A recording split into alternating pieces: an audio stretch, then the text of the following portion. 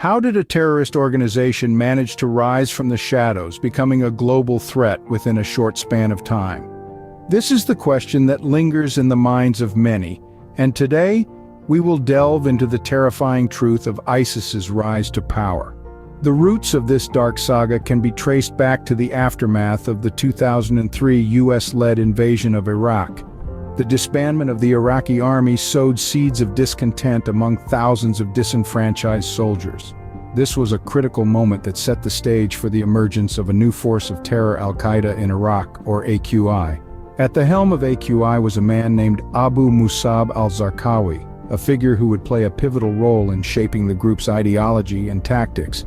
His vision was one of ruthless aggression, of bloodshed and violence that would shock the world. Under Zarqawi's leadership, AQI committed heinous acts of terror, gaining notoriety and drawing in scores of disenchanted individuals yearning for a cause. As we move forward into 2014, we see a significant shift in the landscape of terror. ISIS, a splinter group that emerged from AQI, declared the establishment of a caliphate in territories it controlled in Iraq and Syria.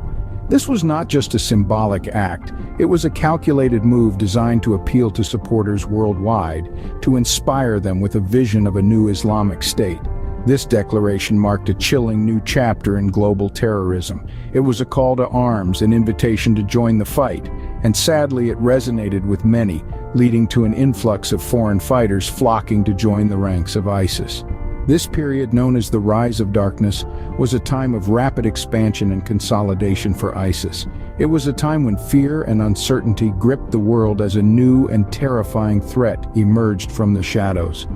The declaration of the Caliphate marked the start of a chilling new chapter in global terrorism. As we delve deeper into this narrative, we'll examine how ISIS used brutality, propaganda, and social media to enforce control and attract followers. Stay tuned to the Cryptic Mystic Vault as we explore the reign of terror that followed. What methods did ISIS employ to establish control over significant parts of Iraq and Syria, including major cities like Mosul and Raqqa? To understand how ISIS rose to power, we must delve into their governance tactics. Harnessing the power of fear, ISIS imposed a reign of terror that was as strategic as it was horrific. Brutality was a key tool in their arsenal. Public executions, mass killings, and other acts of extreme violence were not just acts of sadism, but calculated moves designed to enforce control and suppress any form of resistance. But the terror didn't just manifest in physical acts of violence.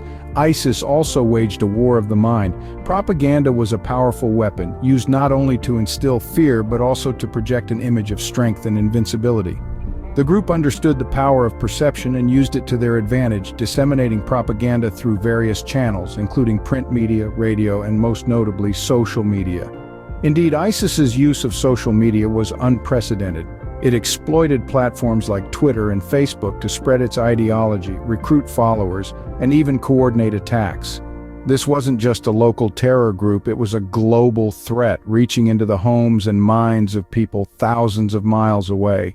And this leads us to the global dimension of the ISIS threat.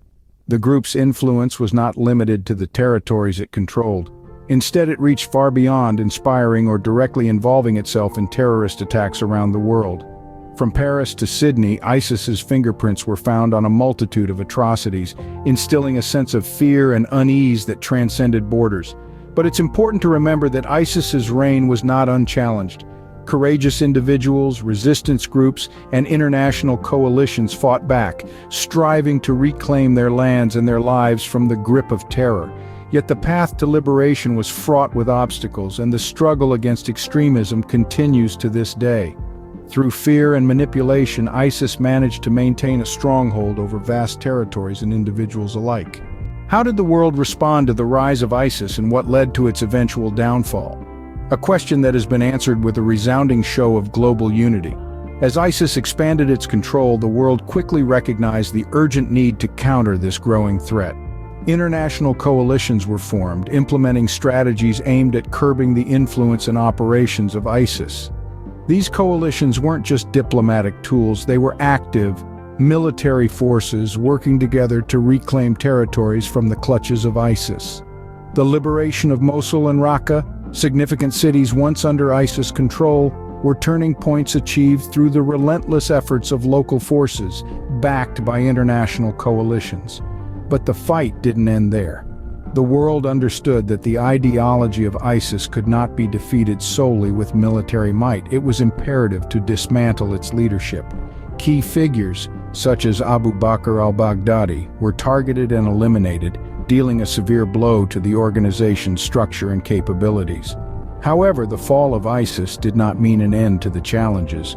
With their territorial defeat came the monumental task of rebuilding war-torn regions, dealing with displaced populations, and above all, preventing the resurgence of ISIS or similar groups, a task that remains ongoing to this day. Despite the fall of ISIS, the echoes of its reign of terror continue to reverberate in the geopolitical landscape of the Middle East and the world at large. The scars left behind are a stark reminder of the dark chapter in history that was ISIS. It's a chapter that has taught the world some hard-hitting lessons.